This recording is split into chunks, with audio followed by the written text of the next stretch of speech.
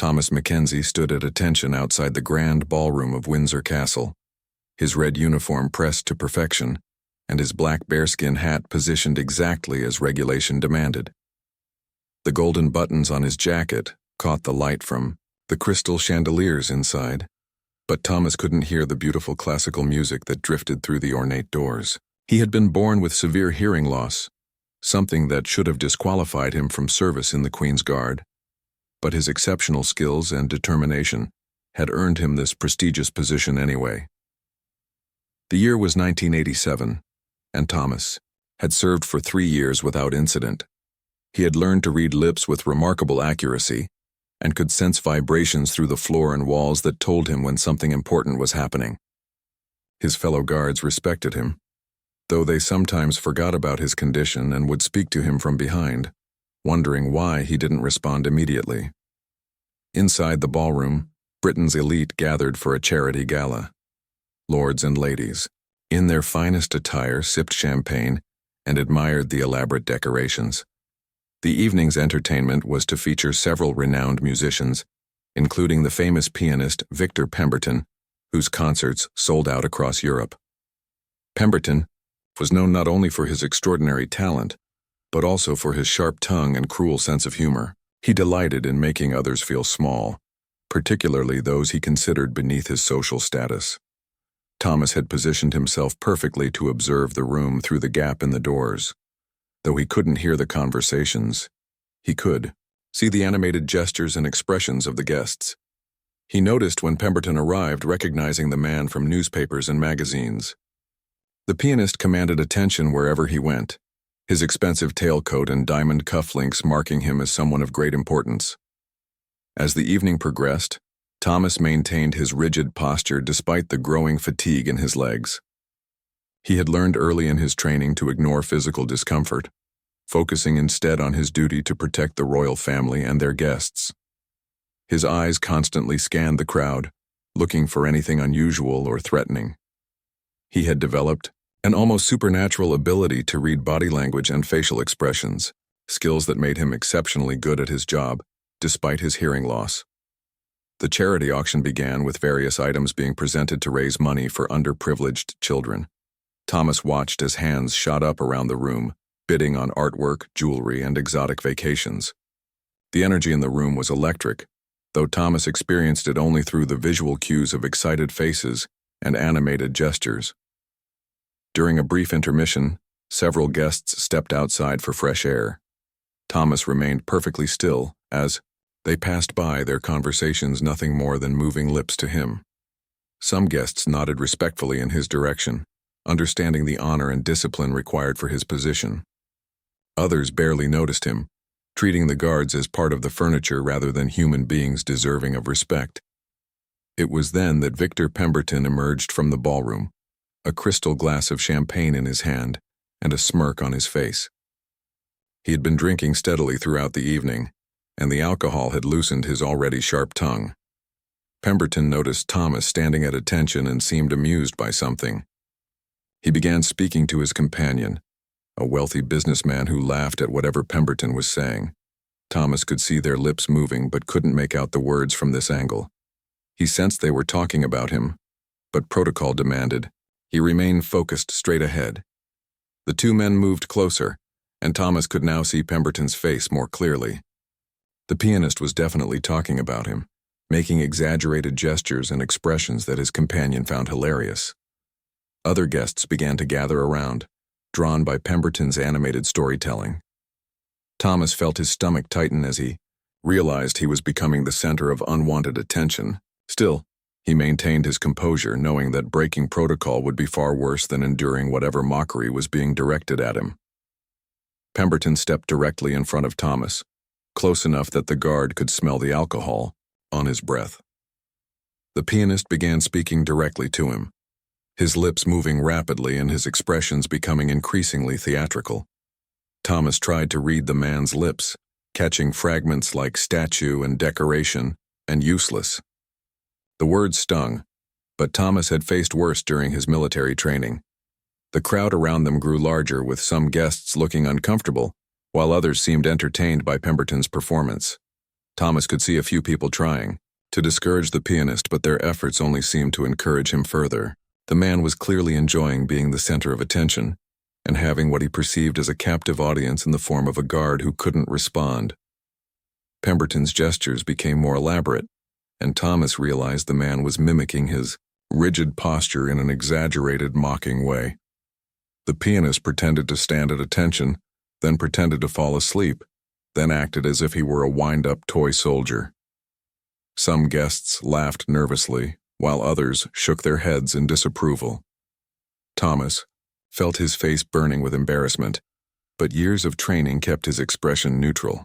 He had learned to endure much during his service, and he would not let this arrogant man break his composure. Inside, however, he felt a deep sadness. He had worked so hard to prove himself worthy of this position, overcoming obstacles that would have defeated most people, only to be reduced to an object of ridicule by someone who had never faced real adversity. The humiliation continued for several more minutes, with Pemberton seeming to gain energy from the attention. Thomas began to wonder how much longer this would continue, and whether anyone would intervene. He couldn't call for help or defend himself without abandoning his post, something that would bring severe consequences. All he could do was stand there and endure whatever cruelty this famous man decided to inflict upon him. As the mockery reached its peak, Thomas made a silent promise to himself. No matter what happened next, he would not let this moment define him or diminish his pride in his service. He had overcome too much to let one cruel man's words destroy everything he had worked for.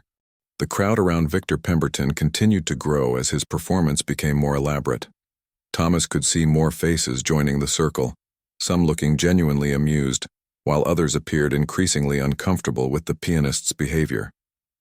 A few elderly ladies whispered behind their fans, clearly disapproving of the spectacle, but their quiet protests were lost in the general murmur of the gathering crowd. Pemberton seemed oblivious to the mixed reactions of his audience. The alcohol had made him bold, and the laughter from some quarters encouraged him to push further. He began making exaggerated facial expressions, pretending to be deaf by cupping his hands behind his ears and shaking his head dramatically.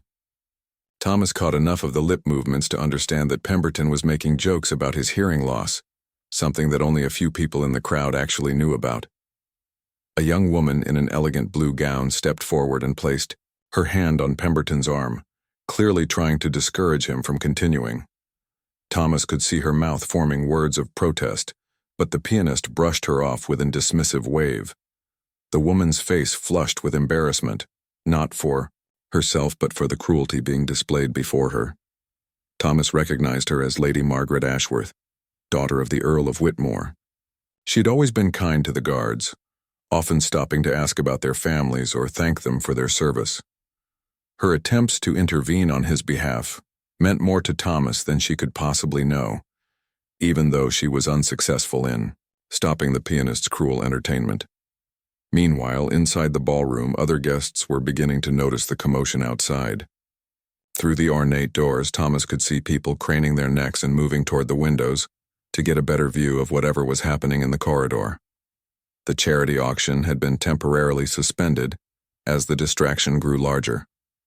Pemberton, emboldened by what he perceived as his audience's attention, decided to escalate his performance. He began conducting an imaginary orchestra, making grand sweeping gestures as if leading a symphony. His movements became more dramatic with each passing moment, and Thomas realized the man was pretending to conduct music that he, Thomas, supposedly, couldn't hear. The irony was bitter, as Thomas actually loved music and had learned to appreciate it through vibrations and visual cues. The pianist then began to pretend to play an invisible piano, his fingers dancing through the air in elaborate flourishes. His technique was flawless even in pantomime, a reminder of his genuine musical talent that made his current behavior all the more disappointing. Some guests applauded his skill, apparently forgetting or ignoring the cruel context of his display. Thomas felt a deep sadness wash over him as he watched this talented man reduce himself to such petty cruelty. He had always believed that great artists possessed not only skill, but also sensitivity and compassion. Pemberton's behavior shattered that idealistic view, showing that talent and character were entirely separate qualities. An older gentleman, in military dress, stepped forward from the crowd. Thomas recognized him as Colonel Harrison, a decorated veteran who commanded great respect among the aristocracy. The colonel's face was stern, and his posture radiated authority as he approached. Pemberton, Thomas hoped that finally someone with enough influence would put an end to this humiliation. Colonel Harrison spoke firmly to Pemberton, his military bearing evident even in civilian clothes. Thomas could see the seriousness in the colonel's expression and the way he gestured toward Thomas with obvious respect. For a moment it seemed as though the intervention might be successful. Pemberton's smile faltered and he appeared to consider the colonel's words. But the moment of hope was short-lived. Pemberton's arrogance quickly reasserted itself, and he dismissed the colonel's concerns with a theatrical bow and a patronizing smile.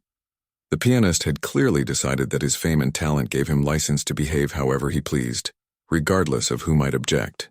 The colonel's face darkened with anger, but social protocol prevented him from taking more direct action. The situation was spiraling beyond what anyone had expected. What had begun as a moment of cruel entertainment was becoming a public spectacle that reflected poorly on everyone involved. Thomas could see the discomfort spreading through the crowd as people began to realize they were witnessing something genuinely harmful, rather than harmlessly amusing. Lady Margaret made another attempt to intervene, this time more forcefully. She stepped directly between Pemberton and Thomas, her elegant evening gown a barrier between the cruel pianist and his target. Her face was flushed with indignation, and her voice, though Thomas couldn't hear it, was clearly sharp with reproach. The young woman's courage in confronting such a prominent figure impressed everyone present. Pemberton, however, was too intoxicated by his own performance to be easily deterred. He simply moved around Lady Margaret, continuing his mockery with even greater enthusiasm. His behavior was becoming increasingly erratic, and Thomas began to wonder if the man might actually be more drunk than anyone had realized. The pianist then did something that shocked even his most tolerant observers.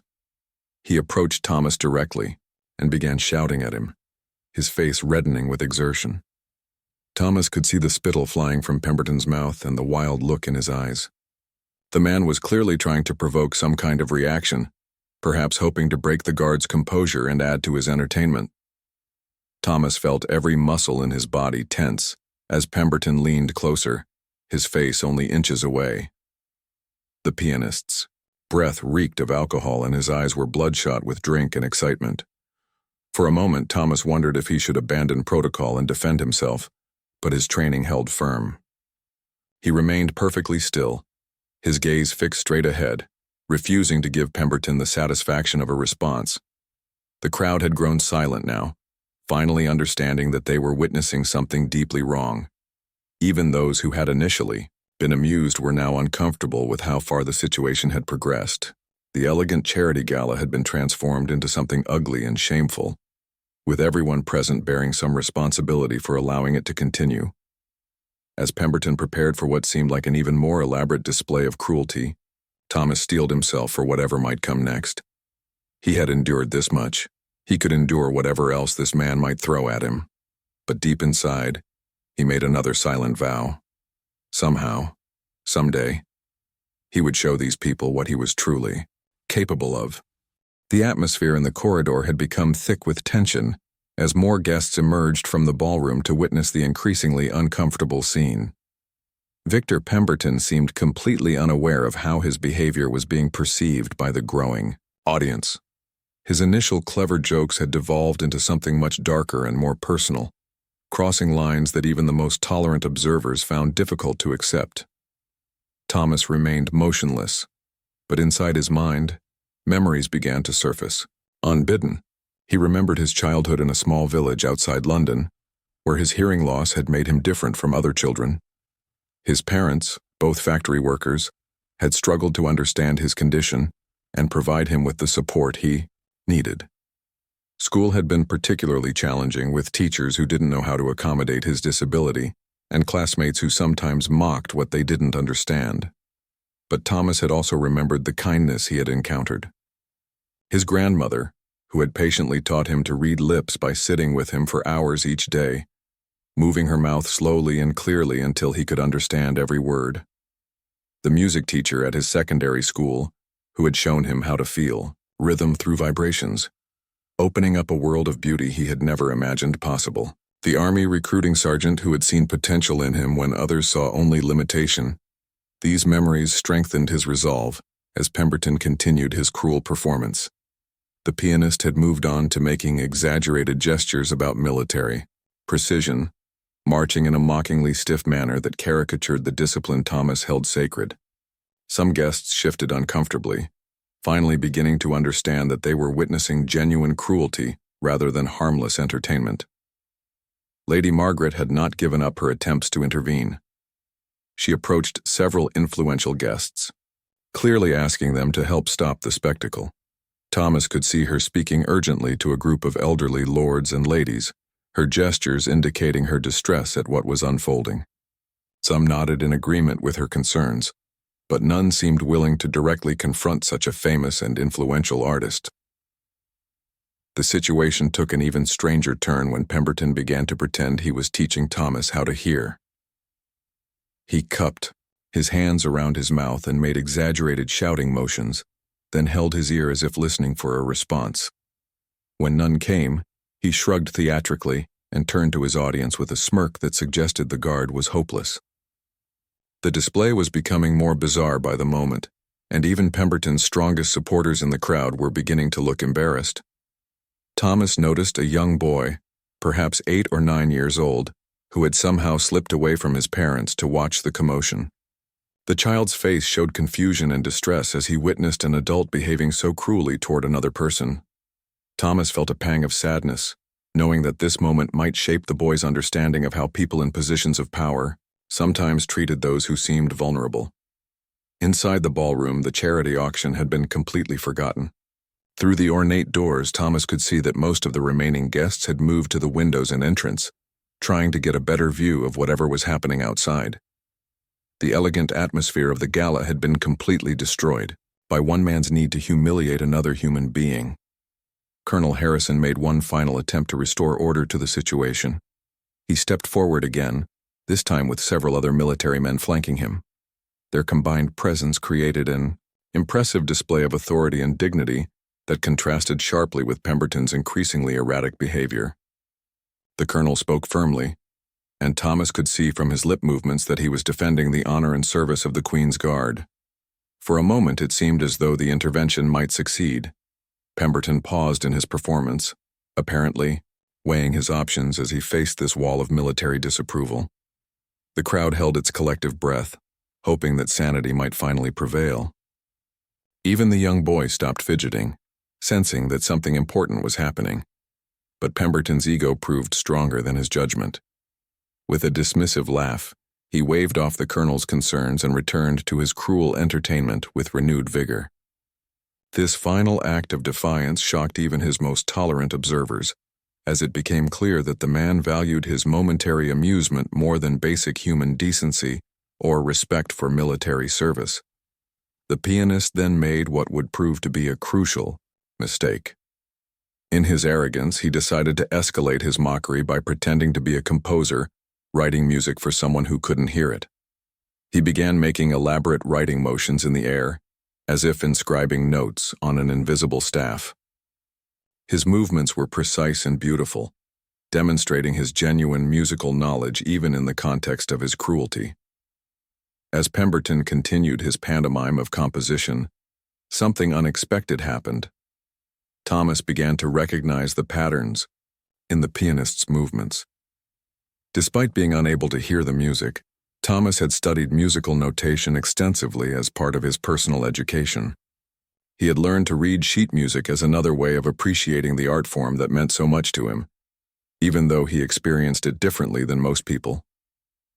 The piece Pemberton was writing in the air was Mozart's Piano Sonata No. 11, a work Thomas knew well from his studies. The pianist's precise finger movements as he pretended to play revealed every note, every dynamic marking, every subtle interpretation that made this particular performance unique. Thomas realized that Pemberton was actually demonstrating extraordinary skill, even while using it for such a petty purpose. This recognition sparked something deep within Thomas's mind. Throughout his life, he had been underestimated and dismissed by people who couldn't see past his disability to recognize his intelligence and capabilities. He had spent years proving himself in the military, in his guard service, and in his personal pursuits, but he had never had an opportunity to demonstrate his true talents to people who mattered. As Pemberton continued his elaborate musical pantomime, Thomas began to form an idea that would change everything. He had spent 3 years standing silently at his post, enduring occasional slights and misunderstandings with patience and dignity. But this moment had pushed him beyond his usual tolerance. It was time to show these people exactly who Thomas Mackenzie really was, and what he was truly capable of achieving. The crowd continued to watch Pemberton's performance, unaware that they were about to witness something that would transform this moment of cruelty into something far more profound and meaningful. The moment had come when Thomas Mackenzie could no longer remain silent. Victor Pemberton had crossed every line of decency, and the crowd's mixture of discomfort and fascination had reached a breaking point. Something inside Thomas shifted, quiet determination that had been building throughout his life, finally reaching its moment of expression. Without breaking his formal posture, Thomas did something that shocked everyone present. He began to move his lips, speaking for the first time since taking his post that evening. His voice, rarely heard by these aristocratic guests, carried clearly through the corridor despite his hearing loss. Years of speech therapy and practice had given him remarkable clarity of pronunciation, though his tone carried the slight flatness common to those who cannot hear their own voice. "Mr. Pemberton," Thomas said, his words cutting through the murmur of the crowd like a blade through silk. "You have been demonstrating Mozart's Piano Sonata No. 11 in a major, K. 331. Your interpretation shows excellent understanding of the classical period's stylistic requirements, though your rubato in the opening theme might be considered excessive by purist standards." The effect was immediate and profound. Pemberton stopped mid-gesture, his mouth falling open in surprise. The crowd fell completely silent, stunned to hear the supposedly deaf and mute guard not only speak, but demonstrate sophisticated musical knowledge that rivaled that of professional critics. Lady Margaret's face lit up with amazement and delight, while Colonel Harrison nodded with obvious approval. Thomas continued, his voice growing stronger with each word.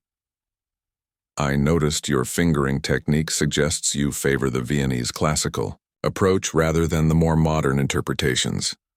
This is particularly evident in how you approach the transition between the exposition and development in the first movement. It's quite remarkable, actually." Pemberton's face had gone from flushed red to pale white in a matter of seconds. He stammered something unintelligible, clearly trying to process what was happening. The man who had spent the last 20 minutes mocking someone he assumed was ignorant and helpless was now facing the reality that his victim possessed knowledge that impressed even him. "You see, Mr. Pemberton," Thomas continued, his formal military bearing now enhanced by a quiet confidence that commanded respect. "I may have been born with hearing loss, but I have spent my entire life studying music through every means available to me. I read musical notation fluently, I understand theory and composition, and I can recognize pieces and playing styles through visual cues alone." The crowd pressed closer, hanging on every word. Many of these aristocrats had never heard such eloquent discussion of musical technique, and they certainly had never expected it from a guard they had barely noticed before this evening. Thomas's transformation from silent sentinel to articulate scholar was mesmerizing to witness. "In fact," Thomas added, a slight smile playing at the corners of his mouth, "I believe I could demonstrate some of the pieces you were pantomiming earlier, if there happened to be a piano available. I've been practicing for over 15 years, learning to play by feeling the vibrations through the instrument and memorizing the physical patterns of each piece." A murmur of excitement rippled through the crowd. Several voices called out that there was indeed a grand piano in the ballroom, the same instrument that had been prepared for the evening's entertainment. Lady Margaret stepped forward eagerly, her earlier embarrassment forgotten in her excitement to see this unexpected revelation continue. Pemberton, meanwhile, had recovered enough composure to feel his earlier arrogance reasserting itself. The alcohol in his system and his wounded pride combined to make him double down on his mockery rather than retreat with whatever dignity he might have salvaged. "That's quite impossible," he declared loudly, his voice carrying across the corridor. "You're telling us that a deaf man can play piano? This is obviously some kind of elaborate joke." Colonel Harrison's face darkened at Pemberton's continued rudeness, and several other guests began to voice their disapproval more openly. But Thomas raised his hand for silence, his movement so commanding that even the unruly pianist paused to listen. "I understand your skepticism, Mr. Pemberton," Thomas said calmly. "It does seem unlikely, doesn't it? But I've learned that the most meaningful music isn't always about what you can hear with your ears. Sometimes it's about what you can feel in your chest, what you can sense through your fingertips, and what you can create through pure technical knowledge and emotional understanding." The philosophical depth of Thomas's response surprised everyone present. This was not the response of someone trying to prove himself through bravado, but rather the thoughtful explanation of someone who had spent years developing a unique relationship with music that transcended conventional limitations. "I propose a demonstration," Thomas continued, his voice taking on a formal, almost ceremonial tone that befitted his military training. "If Mr. Pemberton would be willing to join me at the piano, we could settle this question definitively. Perhaps we might even provide some genuine entertainment for these distinguished guests, rather than continuing this unfortunate display." The crowd erupted in excited whispers. The idea of a musical confrontation between the famous pianist and the guard was unprecedented, thrilling, and completely unexpected. Several guests began urging both men toward the ballroom, eager to witness what promised to be an extraordinary evening. Pemberton found himself trapped by his own arrogance. To refuse the challenge would make him appear cowardly in front of the very audience he had been trying to impress. But to accept meant potentially being humiliated by the same man he had been mocking moments earlier. His pride warred with his growing uncertainty about what he might be facing. Lady Margaret took charge of the situation with aristocratic authority that brooked no argument. "What a splendid idea," she announced loudly. "I think we would all benefit from hearing some actual music rather than witnessing any more of this dreadful behavior. Gentlemen, shall we adjourn to the ballroom?" The crowd began to move eagerly toward the ornate doors, chattering with excitement about what they were about to witness. Thomas straightened his uniform jacket and prepared to abandon his post for the first time in 3 years. As he walked toward his destiny, he felt a mixture of nervousness and anticipation that reminded him of his first day of military service. Behind him, Pemberton followed reluctantly, his earlier confidence now replaced by growing dread about what he might have unknowingly unleashed through his cruel entertainment. The grand ballroom of Windsor Castle had been transformed from an elegant charity gala into something resembling a concert hall. Word of the unprecedented musical challenge had spread quickly through the remaining guests, and those who had left earlier were hastily summoned back by excited messengers. The ornate crystal chandeliers cast their warm light over a scene unlike anything the castle had witnessed in decades. Thomas walked steadily toward the magnificent Steinway grand piano that dominated one corner of the ballroom. The instrument was a masterpiece of craftsmanship, its ebony surface reflecting the golden light like a mirror. He had admired this particular piano from a distance many times during his guard duties, watching famous musicians perform on it during state dinners and royal celebrations. Never in his wildest dreams had he imagined he would have the opportunity to play it himself. The crowd arranged itself in a rough semicircle around the piano, with the most prominent guests claiming the chairs closest to the action. Lady Margaret had positioned herself where she could see both Thomas's hands and his face, clearly fascinated by what she was about to witness. Colonel Harrison stood at military attention nearby, his presence lending dignity and gravitas to what might have otherwise seemed like a circus act. Victor Pemberton approached the piano with obvious reluctance, his earlier bravado now replaced by visible anxiety. The man who had seemed so confident while mocking a silent guard was now facing the prospect of actual musical competition with someone whose abilities remained completely unknown. His hands trembled slightly as he adjusted his formal jacket, and several observers noted the perspiration on his forehead, despite the cool evening air. Thomas reached the piano first and stood beside it with the same perfect posture he maintained during his guard duties. But something had changed in his demeanor. The rigid military bearing remained, but it was now accompanied by a quiet confidence that seemed to radiate from within. His eyes, which had stared straight ahead during his humiliation in the corridor, now moved intelligently around the room, taking in the faces of the guests and the acoustics of the space. "Mr. Pemberton?" Thomas said, his clear voice carrying easily through the hushed ballroom. "Since you initiated this evening's musical discussion, perhaps you would like to begin our demonstration? I believe you mentioned Mozart earlier. Would you care to perform the piece you were so expertly pantomiming in the corridor?" The request was polite but pointed, forcing Pemberton to confront the reality that his earlier mockery had been witnessed and understood in ways he had never intended. The pianist's face flushed as he realized that his supposedly ignorant victim had actually been analyzing his technique throughout the entire humiliating display. Pemberton seated himself at the piano bench with less than his usual grace, clearly struggling to regain his composure. He flexed his fingers and adjusted his posture, going through the familiar preparatory motions that had become second nature over decades of professional performance. But the routine that usually calmed his nerves seemed to have the opposite effect tonight, as the weight of expectation and uncertainty pressed down upon him. The opening notes of Mozart's Piano Sonata No. 11 filled the ballroom with crystalline clarity. Despite his personal failings, Pemberton's musical talent was undeniable. His technique was flawless, his interpretation sophisticated, and his touch produced sounds of remarkable beauty from the magnificent instrument. The guests listened in appreciative silence, temporarily forgetting the unpleasant circumstances that had led to this performance. Thomas stood perfectly still beside the piano, but his attention was completely focused on every nuance of Pemberton's playing. He could feel the vibrations through the floor beneath his feet, sense the resonance of the piano's soundboard, and observe the pianist's hand positions and finger movements with scientific precision. His unique way of experiencing music allowed him to analyze the performance from angles that even trained musicians rarely considered. As Pemberton moved through the sonata's first movement, Thomas began to notice subtle details that revealed the pianist's current state of mind. The tempo was slightly rushed in passages that should have been more relaxed, suggesting nervousness. The dynamic contrasts were less pronounced than they had appeared in his earlier pantomime, indicating that his confidence was shaken.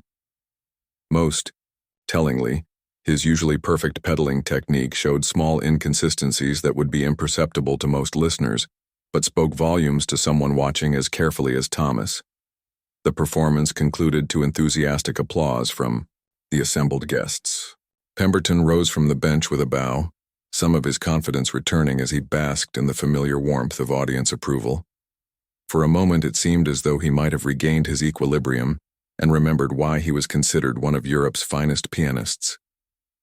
"Beautifully played, Mr. Pemberton," Thomas said sincerely, his respect for musical talent transcending his personal feelings about the man's character.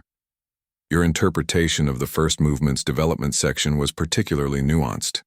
I noticed how you handled the transition at measure 43, allowing the melodic line to breathe while maintaining the underlying rhythmic momentum. The specific technical observation impressed even Pemberton, who had not expected such detailed analysis from his challenger.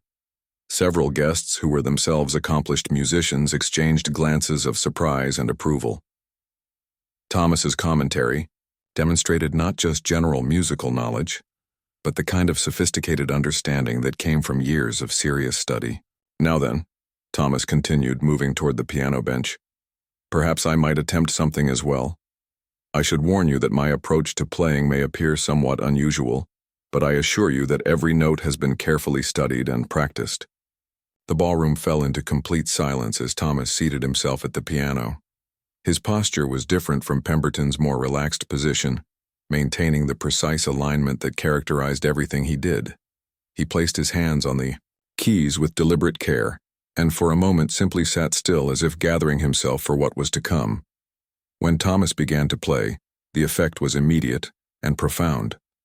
His choice of piece was Beethoven's Moonlight Sonata, specifically the achingly beautiful first movement that had been written during the composer's own struggle with hearing loss. The parallel was not lost on anyone present, and several guests felt tears spring to their eyes at the poignancy of the selection. But it was not just the choice of music that moved the audience. Thomas's playing revealed a depth of musical understanding that transcended conventional technique. Every note was precisely placed, every phrase carefully shaped, and every dynamic change executed with mathematical precision. Yet somehow this technical perfection served a higher artistic purpose, creating music of extraordinary emotional power and beauty. The guests watched in amazement as Thomas's hands moved across the keyboard with confidence and grace, his body swaying slightly. With the music he could feel but not hear, his face showed a concentration and joy that transformed his features, revealing the passionate musician hidden beneath the disciplined soldier's exterior. As the haunting melody filled the ballroom, Victor Pemberton's face underwent its own transformation, changing from smug anticipation to growing amazement to something approaching awe. The final notes of Beethoven's Moonlight Sonata faded into a silence so complete that the only sound in the entire ballroom was the soft ticking of an antique clock on the mantelpiece. Thomas's hands remained poised above the keys for a moment, longer as if reluctant to break the spell he had woven through his extraordinary performance. When he finally lowered his arms and turned to face the audience, the transformation in the room's atmosphere was palpable. For several heartbeats, nobody moved or spoke. The guests sat transfixed, still processing what they had just witnessed. This was not merely a competent performance by an amateur musician, nor was it a novelty act featuring a disabled person attempting something beyond his capabilities. This had been a genuinely transcendent musical experience, delivered by someone who had found a way to pour his soul into music despite, or perhaps because of, the barriers he faced. Lady Margaret was the first to break the spell, rising to her feet with tears streaming down her cheeks. Her applause began as a slow, deliberate recognition of what she had witnessed, then grew more enthusiastic as others joined her. Within moments, the entire ballroom erupted in thunderous applause that seemed to shake the very foundations of the ancient castle. Colonel Harrison stepped forward, his military bearing enhanced by obvious pride and emotion. "Outstanding, Mackenzie," he said, his voice carrying the authority of someone who had witnessed courage in many forms throughout his career. "I have heard performances in concert halls across Europe, and I can say without hesitation that what we just experienced was among the finest I have ever witnessed." The crowd pressed closer to Thomas, eager to express their amazement and ask questions about his remarkable abilities. Elderly lords who had attended concerts by the greatest pianists of the age shook his hand with genuine reverence. Society ladies who had previously barely noticed the guards now sought to understand how such extraordinary talent had remained hidden in plain sight for so long. But it was Victor Pemberton's reaction that captured everyone's attention. The famous pianist stood frozen near the piano, his face cycling through expressions of disbelief, shame, and something that might have been recognition of his own moral failure. The man who had spent the evening mocking what he perceived as weakness and ignorance now faced the undeniable reality that he had been humiliating someone whose musical understanding far exceeded his own expectations. Thomas rose from the piano bench with the same dignified composure he had maintained throughout the evening. He straightened his red uniform jacket and turned to face Pemberton directly, his expression neither triumphant nor vindictive, but simply calm and expectant. The ballroom fell silent again as everyone sensed that the evening's most crucial moment was yet to come. "Mr. Pemberton," Thomas said quietly, his voice carrying clearly through the hushed room, "I hope tonight has demonstrated that assumptions about people's abilities can sometimes be misleading. We all have struggles and challenges that may not be visible to others, and we all have talents and depths that might surprise those who don't take the time to look beyond surface appearances." The words were spoken without anger or accusation, but their impact was devastating. Pemberton's face crumpled as the full weight of his behavior struck him. Here was a man who had overcome extraordinary obstacles to achieve something beautiful and meaningful, and Pemberton had chosen to mock him simply for being different. The contrast between Thomas's dignity and his own petty cruelty was impossible to ignore. Pemberton began, then stopped, his voice catching in his throat. The eloquent wit that had served him so well in drawing rooms and concert halls failed him completely when faced with the need for genuine human decency. He tried again, his words coming out as barely more than a whisper. "I owe you an apology that I cannot adequately express." Thomas nodded acknowledgement but said nothing, allowing the moment to speak for itself. His silence was not cruel, but it was absolute, forcing Pemberton to confront the full magnitude of what he had done without the comfort of easy forgiveness, or social pleasantries that might have minimized his actions. The pianist's composure finally broke completely. Years of being celebrated and flattered had insulated him from real consequences for his behavior, but this moment stripped away all his defenses. "What I did tonight," he said, his voice growing stronger with each word, "was inexcusable. You have shown grace and talent that I can only aspire to, and I repaid your service and dedication with cruelty and ignorance." Lady Margaret stepped forward, her earlier distress now transformed into something approaching maternal protectiveness toward Thomas. "Perhaps, Mr. Pemberton, you might consider how you will choose to behave in the future, rather than simply apologizing for past mistakes," she said firmly. "Words are easily spoken, but character is demonstrated through consistent actions." The rebuke from such a prominent member of society carried weight that Pemberton clearly felt. He nodded mutely, understanding that his reputation had been fundamentally altered by the evening's events. The story of his cruel behavior would spread through London's social circles, but so would the story of Thomas's extraordinary response and the lesson in human dignity that had resulted. Colonel Harrison approached Thomas and spoke in a voice loud enough for everyone to hear. "Mackenzie, I believe arrangements should be made for you to perform in more appropriate venues than charity galas interrupted by ill-mannered guests. Your talent deserves proper recognition and appreciation." Tito. Suggestion was met with enthusiastic agreement from throughout the room. Several guests immediately began discussing concert opportunities, private performances, and introductions to musical societies that would welcome Thomas's unique talents. The evening that had begun with mockery was ending with genuine celebration and opportunity. Thomas accepted the praise and offers with characteristic humility, but those watching closely could see the quiet satisfaction in his eyes. For years he had served silently and professionally, enduring small slights and misunderstandings with patience. Tonight, he had finally been able to show the world who he truly was beneath the uniform and the disability that some people chose to see as his defining characteristic. As the evening wound down and guests began to depart, many stopped to shake Thomas's hand and express their admiration for both his musical talent and his graceful handling of an impossible situation. Pemberton lingered near the piano, apparently hoping for a private moment to speak with Thomas again, but the guard maintained his professional distance, neither encouraging nor discouraging the approach. Finally, as the ballroom emptied and Thomas prepared to return to his duties, Pemberton approached one last time. "I want you to know," he said quietly, "that I will spend the rest of my career trying to bring the same honesty and depth to my music that you demonstrated tonight. You have taught me something about what it means to be a true musician, not just a talented performer." Thomas studied the man's face for a moment, seeing genuine remorse and what appeared to be a sincere desire for redemption. "Music has the power to unite us or divide us, Mr. Pemberton," he replied finally.